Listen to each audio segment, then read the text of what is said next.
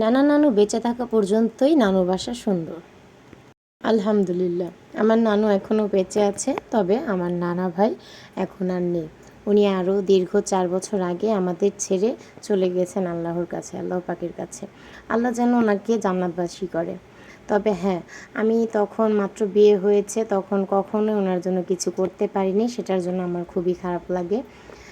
আর তখন আমি তেমন রান্নাবাড়াও করতে পারতাম না, তখন তাকে তেমন কিছু কখনো রান্না করে খাওয়াতেও পারিনি, বুঝিও নি। নিজের হাতে রান্না খাওয়ানোর যে একটা আনন্দ থাকে। তবে হ্যাঁ, নানু হচ্ছে ভালোবাসার আরেক নাম। নানু ছাড়া জীবনটা কেমন শূন্য মনে হয়। যাদের নানা নানু আছে তাদের জীবনে ভালোবাসার কোনো কমতি নেই। কোন নানা নানু তার নাতি নাতনিদের আদর করে না, তাই না? আসলে সব নানা নানুরাই তাদের নিজের নাতি নাতনিদের আদর করে। আর হ্যাঁ, নিজের ছেলে মেয়ের চেয়েও বেশি আদর করে থাকে নিজের নাতি নাতনিদের, তাই না?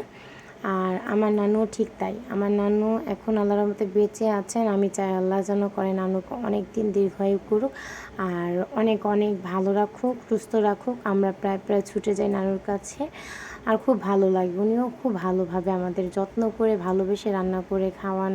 ওনার কাছে বেড়াতে গেলে মানে অনেক ভালোভাবে রাখেন। আর এটা নানু বেঁচে আছে বলে তাই, তাই না? আল্লাহ যেন ওনাকে সারা জীবন খুব ভালোভাবে আমাদের মাঝে বাঁচিয়ে রাখে, দোয়া করি।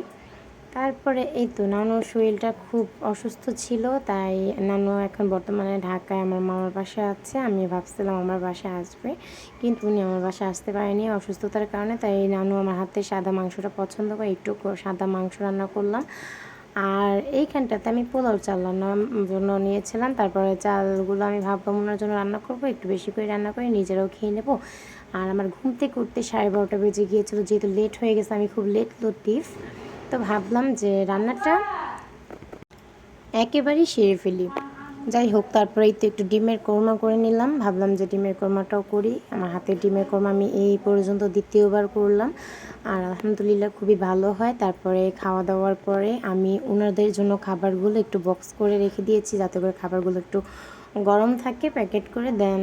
এই তো ভাবলাম একটু, যেহেতু ডাল ছিল ফ্রিজে, ডালের বড়া করে নেই, আর ঝাল ঝাল করে একটু ডাল ভেজে, ডাল দিয়ে ভালো করে বড়াগুলো ম্যারিনেট করে তারপর গরম তেলে ভেজে নিচ্ছিলাম। তো ভেবে নিয়েছিলাম যে নানু হয়তো জ্বরের মুখে এগুলো ভালো লাগবে, খেতে পারবে, কিন্তু না, সাডেনলি নানুর মুখে হয়তো জ্বরের জন্য সব কিছু অনেক ঝাল লাগছিল, তার জন্য সে এই আমার ডালের পেঁয়াজগুলো বড়াগুলো খেতে পারেনি। তবে আমার আন্টি আর আমি খুব মজা করেই খেয়েছিলাম, আমাদের খুব ভালো লেগেছে। ঝাল ঝাল আমরা অনেক পছন্দ করি। আর নানুর জন্য কিন্তু আমি তেমন কোনো কিছুতেই তেমন ঝাল দেইনি, যেমন ডিমের কর্মা বা মুরগির তরকারিতেও কোনো ঝাল দিইনি। সেগুলোতেও আমি আলম কাঁচামরিচ দিয়েছিলাম, যেগুলো দিয়ে আমরা পরে মানে আমরা এগুলো চটকিয়ে খেয়েছিলাম, কিন্তু নানু যাতে করে ঝাল না লাগে ওনার কাছে। যাই হোক, কিন্তু আমি বুঝতে পারিনি বড়াটা এত ঝাল হয়ে যাবে। একটু কাঁচামরিচ পেঁয়াজ বেশি করে দিয়েছিলাম আর মশলা দিয়েছিলাম, কিছু করার ছিল না। আর এই দিক থেকে আমি কিন্তু অনেকগুলো বড়া বানিয়ে নিয়েছিলাম। তারপরে এই তো দেখেন আমার খাবারগুলো আমি বক্সিং করে রেখেছিলাম যাতে করে গরম থাকে। দেন আবার কিছুক্ষণ খুলেও রেখেছি। মাঝখান দিয়ে ভাবলাম যে যদি এবার নষ্ট হয়ে যায়, তার জন্য বক্সিং করে কতক্ষণ খুলে রাখার পরে এতে এখন আমি চলে যাব, তার জন্য প্যাকেট করে নিচ্ছি সব কিছু।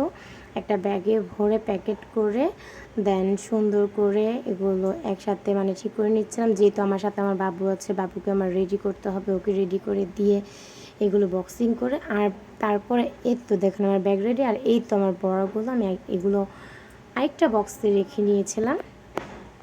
যাই হোক, বক্স টক্স রেডি করে দেন আমি বের হয়ে পড়লাম যাওয়ার উদ্দেশ্যে। সাথে কিন্তু আমার আম্মু আছে, আমার ছেলে আর আমি একত্রে চলে যাচ্ছি নানু বাসায়। এই তো নানু বাসার রাস্তাটা, যদিও আজকে রিক্সাওয়ালা উল্টা দিক দিয়ে নিয়ে গিয়েছে। তারপরে আমার নানু যে একতলায় থাকে, একতলায় আমার ছোটো মামা থাকে, আর 7তলায় আমার মেঝো মামা থাকে। যাই হোক, মেঝো মামার উপরে গিয়েছিলাম। দেন উপরে ছাদ ছিল, ছাদে একটু ঘোরাঘুরি, একটু দুষ্টুমি। ওই তো আমার খালাতো ভাইটা কত দুষ্টুমি করছে। যাই হোক, তারপরে সন্ধ্যার পরে খাওয়া দাওয়া করে বাসায় ফিরে আসছিলাম। ফিরে এসে অনেক মজা হয়েছিল যদিও। দেন ঘরে আম ছিল, একটু আম কেটে নিয়ে আম খেয়ে রাতের খাবারের ব্যবস্থা করছিলাম। আর আজকের জন্য এই পর্যন্তই। আল্লাহ হাফেজ।